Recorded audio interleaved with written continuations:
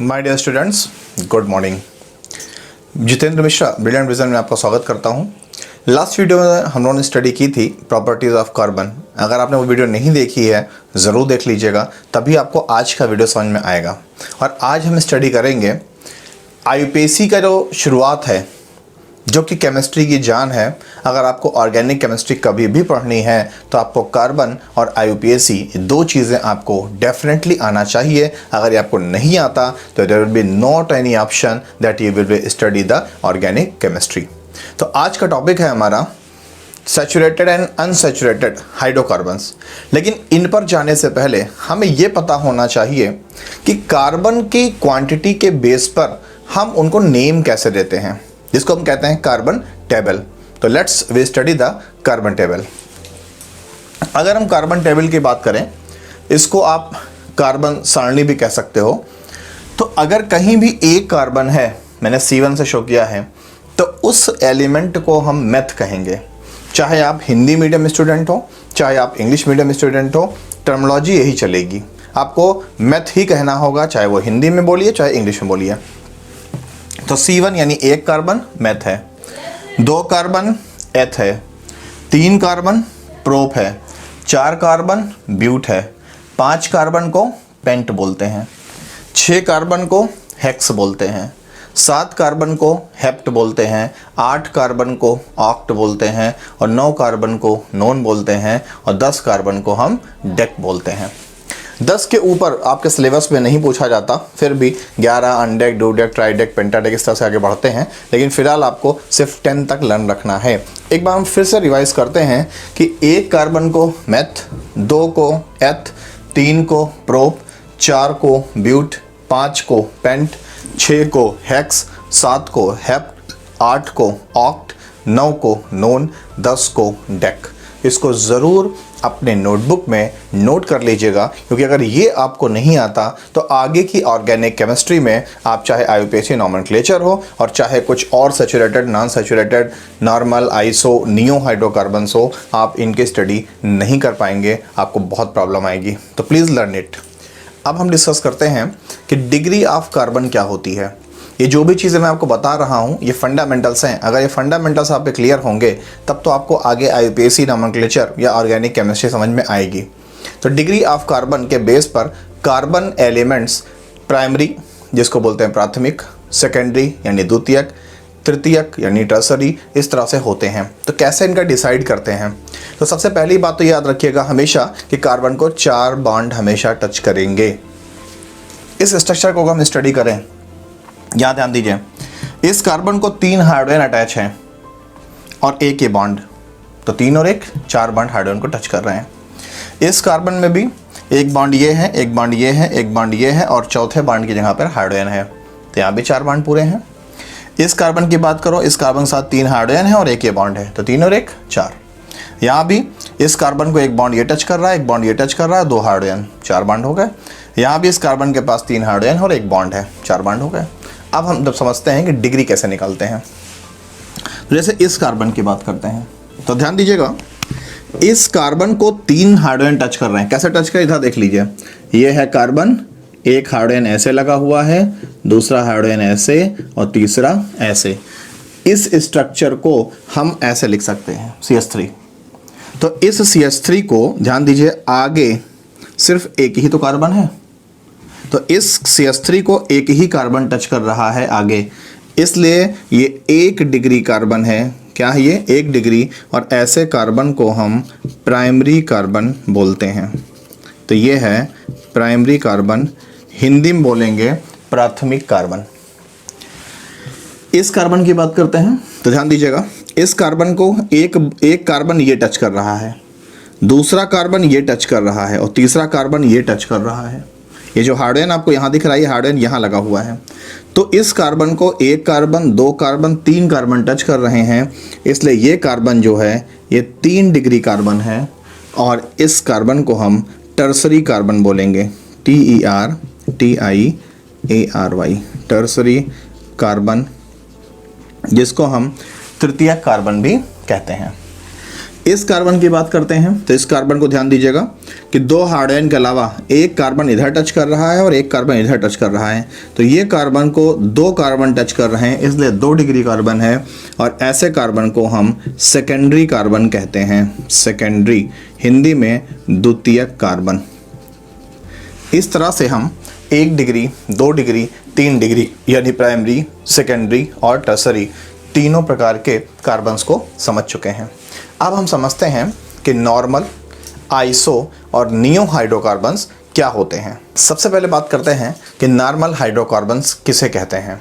तो नॉर्मल का मतलब ही है सामान्य, यानी ऐसा हाइड्रोकार्बन जिसमें सारे कार्बन एक ही लाइन में लगे हुए हों और सारे के सारे कार्बन सिंगल बॉन्ड से अटैच हों, उसको ही हम नॉर्मल हाइड्रोकार्बन कहते हैं।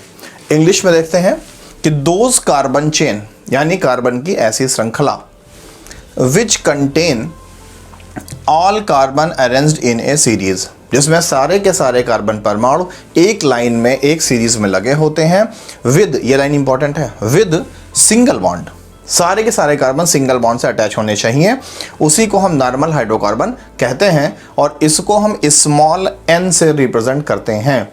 जैसे एग्जाम्पल देखिए, अगर हम एग्जाम्पल देखें तो n पेंटेन, इस n का मतलब होता है नॉर्मल। तो अगर नॉर्मल पेंटेन की बात करें तो पेंट में कार्बन होते हैं 5, तो 1 carbon, 2 carbon, 3 carbon, 4 carbon, 5 carbon. पांचों कार्बन मैंने एक लाइन में लगा दिए और सभी कार्बन को मैंने आपस में सिंगल बॉन्ड से अटैच कर दिया है। क्लियर? अब हम ये क्या करेंगे कि हर कार्बन को 4 बॉन्ड टच करने चाहिए। तो इस कार्बन कितने बॉन्ड टच कर रहा है? 1। तो ये हो गया दूसरे बॉन्ड की जगह पे हाइड्रोजन, तीसरे बॉन्ड की जगह पे हाइड्रोजन और चौथे बॉन्ड की जगह पर हाइड्रोजन। इस कार्बन कितने बॉन्ड टच कर रहे हैं? 1 और 1 2।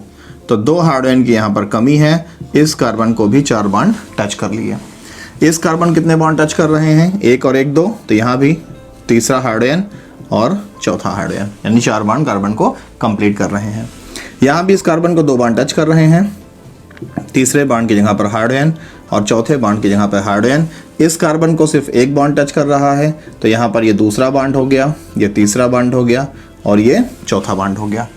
तो अगर हम यहाँ पर गिने तो कार्बन कितने हैं? 1 2 3 4 5, यानी कि पेंटेन के फॉर्मूले में कार्बन कितने होंगे? 5। हाइड्रोजन 1 2 3 4 5 6 7 8 9 10 11 12, यानी कि C5H12 ये फॉर्मूला होता है पेंटेन का। और अभी आपने कार्बन टेबल में देखा था कि पेंट में कार्बन 5 थे, तो ये है एन पेंटेन। ऐसे अगर हम एक एग्जाम्पल और लें, हम बना लेते हैं एन ब्यूटेन।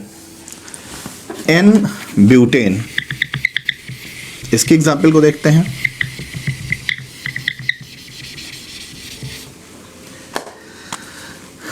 एन ब्यूटेन, तो ब्यूट में कार्बन होते हैं 4, आपने देखा था। तो एक कार्बन ये हो गया, दूसरा कार्बन ये हो गया, तीसरा कार्बन ये हो गया, चौथा कार्बन ये हो गया।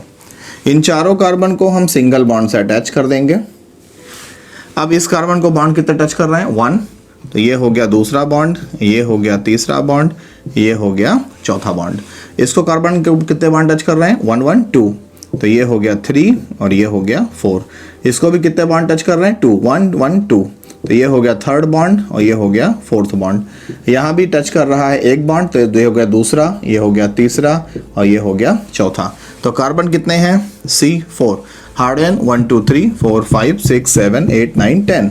तो C4H10 ये ब्यूटेन का फॉर्मूला होता है और मैंने अभी आपको कार्बन टेबल में दिखाया भी था कि ब्यूट में कार्बन 4 होते हैं।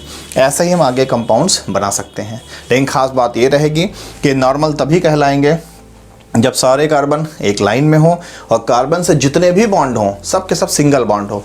जैसे यहाँ पर हर कार्बन को 4 बॉन्ड टच कर रहे हैं, लेकिन चारों के चारों बॉन्ड सिंगल बॉन्ड हैं। क्लियर? अब डिस्कस करते हैं कि आइसो हाइड्रोकार्बन्स क्या होते हैं। जो आइसो हाइड्रोकार्बन्स होते हैं, इन हाइड्रोकार्बन्स की चेन में कम से कम एक CH3 का होल ट्वाइस CH ये ग्रुप ज़रूर अटैच होता है।